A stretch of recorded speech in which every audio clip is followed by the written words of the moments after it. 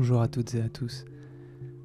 Cette semaine, j'avais envie de dessiner des verres, enfin des cocktails, inspirés par un item dans le jeu Darkest Dungeon 2.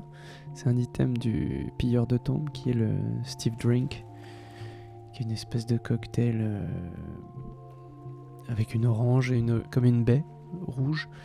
Et ça m'a inspiré d'avoir envie de dessiner un cocktail avec un tentacule dedans.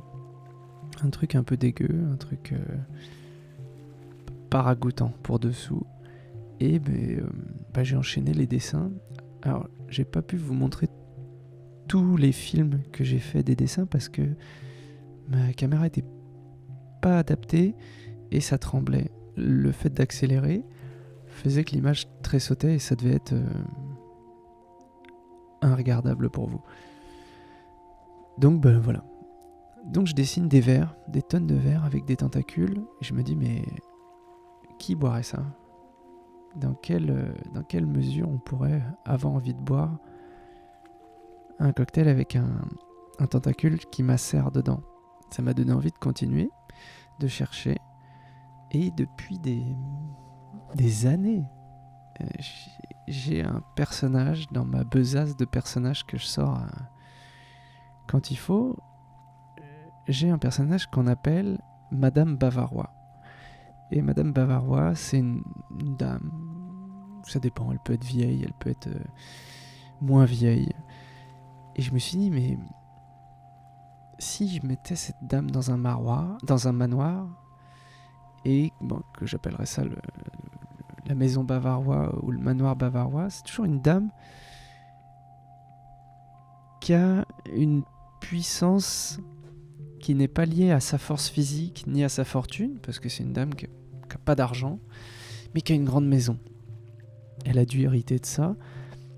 Et j'ai aussi un personnage antipathique dans ma besace de personnages, enfin j'en ai plusieurs. Et là, vous le verrez après, parce que je vais le dessiner. Je vais faire 2 planches pour raconter cette petite histoire, enfin cette fin de rencontre en fait.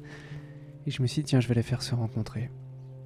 J'ai très envie que Madame Bavarois offre ce breuvage à quelqu'un qu'elle veut supprimer parce qu'elle juge ses actes répréhensibles. Alors je parle bien de juger les actes répréhensibles par le prisme de Madame Bavarois. C'est un personnage dont on reparlera de Madame Bavarois dans la vidéo, assez ambigu. Donc je me suis dit, allez, je pousse le truc. Et je le pousse au point de fantasmer une série sur ce manoir et Madame Bavarois. J'ai envie de vous présenter le manoir Bavarois.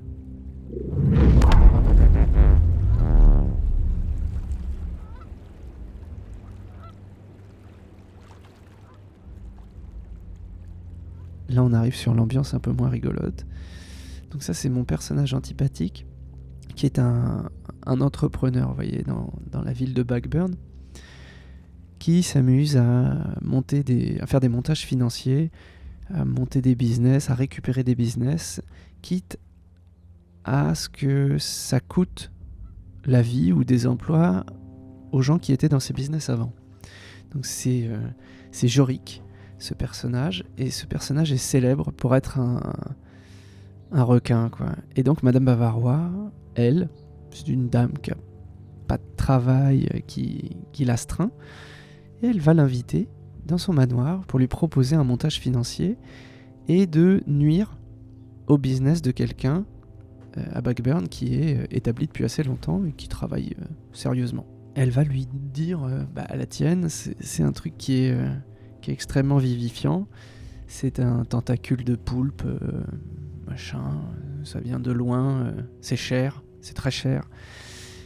Et lui, il veut monter le business, il veut gagner des sous, au détriment de la vie et de la santé mentale d'autres. Et du coup, il hésite un peu, mais il va y aller. Et j'aime bien l'idée que cette dame fasse des choses, on va dire, c'est discutable, hein. Ça va pas bien se passer pour Jorik. Et j'aime bien l'idée qu'elle tienne sa force d'un truc qui m'est inspiré directement de Lovecraft, hein, j'invente rien. On va dire que dans sa cave, Madame Bavarois, elle aurait une espèce de cuve qui m'est directement inspiré du film La forme de l'eau, qui a été réalisé par Guillermo del Toro. Bon, c'est pas tout à fait ça, mais elle a une cuve, un peu aussi comme dans Resident Evil, dans le 1. Il y a un énorme aquarium sous le manoir. Ça me fait penser à tout ça. Et dans cette cuve, il y aurait un truc un peu à la Lovecraft, indicible, insondable, invisible. Et elle donnerait des bouts de ce truc à boire ou à manger pour commettre ses crimes.